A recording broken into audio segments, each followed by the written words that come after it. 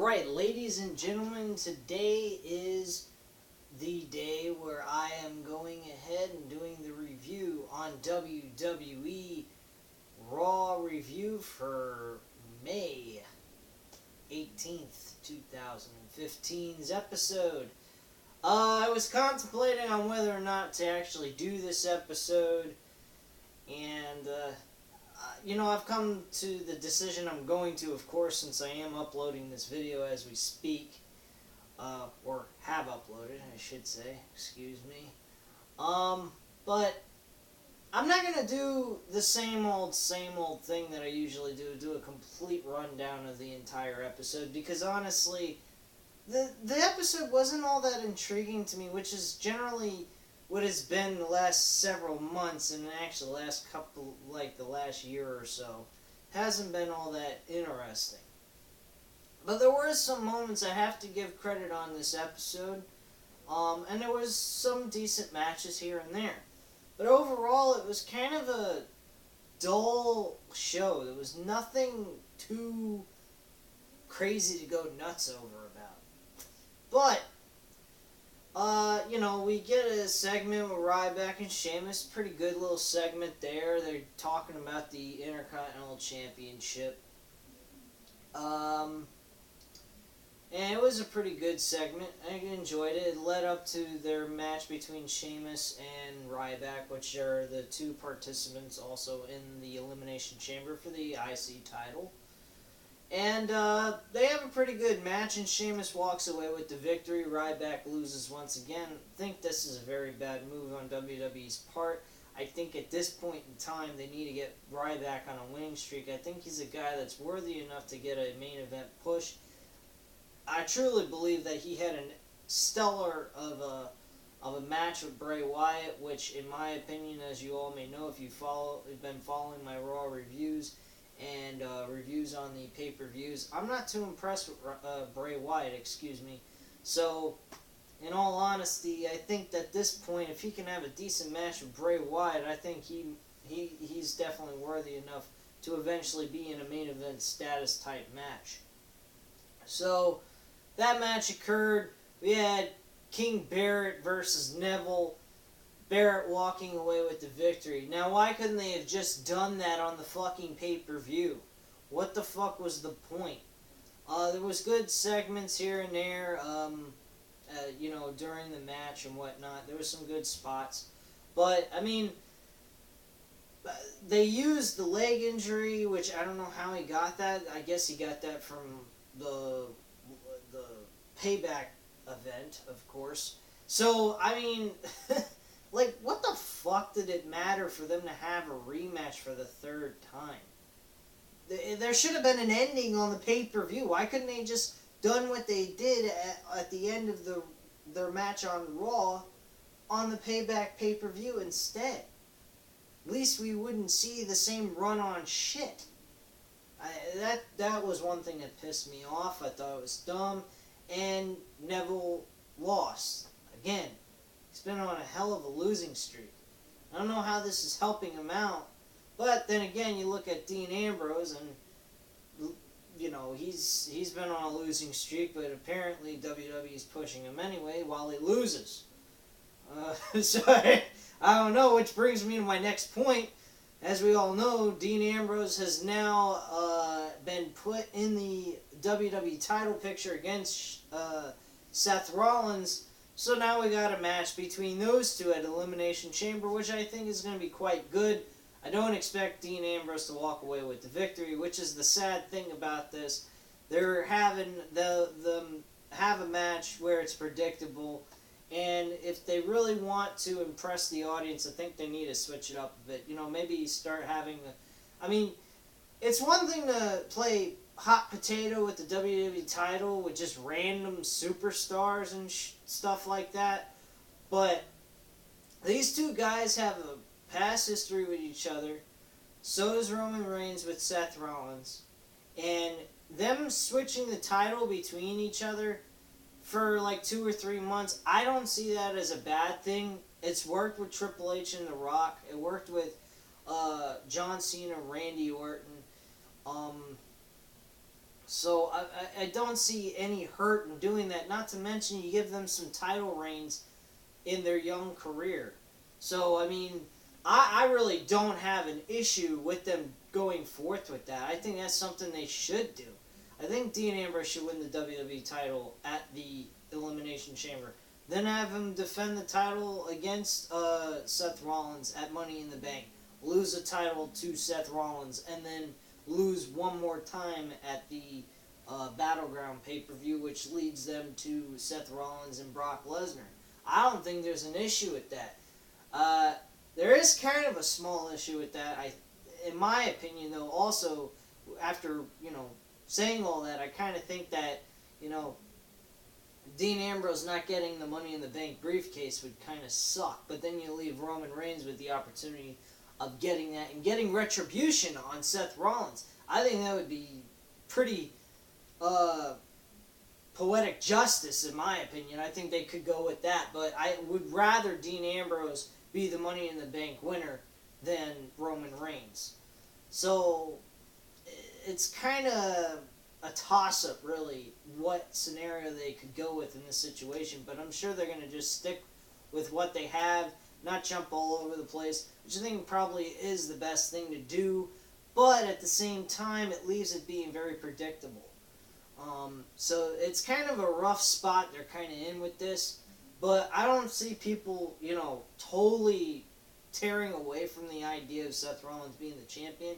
I'm starting to see that he's getting a little bit more guts in these championship title defenses.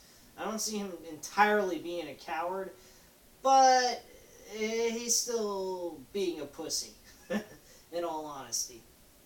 One good moment with Dean Ambrose that I thought was funny in the back. It was a little cheesy, I guess, but he goes ahead, he's like trying to manipulate Kane and Seth Rollins to have a disagreement, which they were already having at that point before he showed up, but he was trying to antagonize it even more. And after Seth Rollins decided, no, I don't want to face you and defend my title, see you around, Kane's trying to drink a sip of champagne, and Dean Ambrose snatches it from him and goes, man, I used to think you're the big red machine and blah, blah, blah. And then he takes a sip of the champagne, looks at him and goes, you shouldn't be drinking on the clock. That was kind of funny. I have to give it a little bit of credit. It was a little cheesy and childish, but it was funny nonetheless. Some other things about this show that stood out to me. The biggest thing that stood out to me is John Cena and Kevin Owens. This was a great confrontation.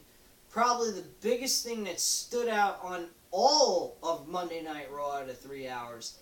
That was the best thing they did. One, they made Kevin Owens look like a badass even though he's playing a bad dude. He's not a liked guy by the audience. Two, John Cena's saying, well, a little advice from one veteran to a youngster in the WWE. He goes, Kevin Owens is like, I don't need your stinking advice. I've been around in this business longer than you have. It just happens to be that I haven't been in the WWE as long as you have. So, it's one thing to say, oh, you've been in the WWE for a long time. Okay, great, wonderful. But I've been in the professional wrestling business. And we all know Kevin Owens and John Cena are around the same age. They're about 35, 36 years old between the two of them. So they're both the same age almost. So we all know that. So it was very funny, like, John Cena acting like he's a rookie. He's like, hey, this ain't my first rodeo, motherfucker. I know what I'm doing, and I know what the hell I'm talking about. I've been in the professional wrestling business for a very long time, longer than you have, pal. And it was just funny. It made John Cena look like a piece of shit. And, I mean, not like he is a piece of shit, but most people would probably disagree with me. They would probably say he is a piece of shit. And that's their opinion, and they're welcome to it. I feel that he's a good wrestler. I don't feel like he's the greatest. Far from it. But he's a good entertainer. But this made Kevin Owens look really fucking strong. and whatnot, this confrontation. And then on top of it, they lead into backstage that Kevin Owens is getting a title match, or not I don't know if it's a title match, but they're getting a one-on-one match at the Elimination Chamber, which is very interesting because this is the first time ever there's an interaction, an actual match on a pay-per-view between an NXT wrestler and a WWE superstar, one of the biggest names in WWE. And you're having the biggest name in indies wrestling against the biggest name of corporate wrestling. So, I mean, of WWE. So, I mean, you got a hell of a fucking match. In all honesty, you could possibly make this a main event and it would be passable as the main event altogether. So, I mean, it was a hell of a fucking confrontation. It was better than any WWE US Championship match you could put together for a segment on Monday Night Raw. It was freaking unbelievable. But the rest of the show is very dull. I mean, I can go into it off of the card that I have here. I mean, Bray Wyatt and Dean Ambrose, same old shit. Bray Wyatt walks away with the win against Dean Ambrose. He's continuously losing, but that was because J&J Security interfered, which left you to know that later on during the show, he was going to be confronting Seth Rollins, and Seth Rollins would have to give him the title shot. The WWE Tag Team title match, I don't understand why the fuck they had this at all. Completely pointless, dumb as shit. It ended up being a disqualification. Cesaro and Tyson Kidd walked away with the win because of New Day cheating. Completely dumb. Dolph Ziggler and Stardust, it lasted 1 minute and 26 seconds. You got a thing from Rusev bitching and complaining about Lana. As we all know, the whole thing with Lana doing this with Rusev was a way of not hurting Rusev, but getting Lana to sign off from working with Rusev altogether. That's all this whole thing was. It was a pretty easy thing to understand. And after Dolph Ziggler's match, Lana and Dolph Ziggler, kissed out in the ring, kind of leading you to believe they're going to start working together and Lana's going to be Dolph Ziggler's manager, which we've already seen Dolph Ziggler have female managers in the past. You don't have to go any further than an annoying lady, an annoying bitch, Vicky Guerrero. But she's part of the Guerrero family. As a person, I'm pretty sure she's an alright lady. It's just the character she played was fucking annoying. We've also got Eric Rowan and Luke Harper defeating Fandango and Zack Ryder. No rhyme or reason to any of this, why they put those two together in that match, Fandango and Zack Ryder. I have no idea why they did that. They're not even a tag team. Nikki Bella retained her championship with a disqualification for the Divas title against Naomi, and I don't know why the hell why they didn't have a finish in this, but whatever, who fucking cares, the match sucked anyway, so that sucked it. And of course, as I already mentioned, the last segment of the show, you get Dean Ambrose and Seth Rollins, after Seth Rollins gets his appreciation segment with the Authority and all that, stating he's the guy of the future and is now, and blah blah blah, and so forth. Very dull segment until Dean Ambrose came out. So overall, the show was a dull, boring bore fest for me. I didn't find it all that intriguing. I spent most of my time looking online on YouTube and other shit, like wrestling news or anything intriguing. I'm going to be doing a review coming up real soon of the UFC 187, excuse me. UFC 187, I'm going to be doing a review on that. It might take a few days than the original day that it appears on pay-per-view, because I won't be able to catch it on pay-per-view that day. So I will go ahead and do a late review on that later on next week. So keep in tune for that. And also, as usual, I'm going to have my fantasy wrestling ideas coming up next Tuesday for episode number 4. If you haven't catched episode number 3, you can go ahead and catch that on my channel. More than happy to take a look at that. But at this time, I'd like to hear any comments or, opinions about what you guys thought of the show. Again, as I thought, this show sucked. Wasn't all that great. Few big segments here and there. That Kevin Owens, John Cena, I'm looking forward to a lot. I think that's going to be an outstanding match. Hardcore, too. I think it's going to be badass.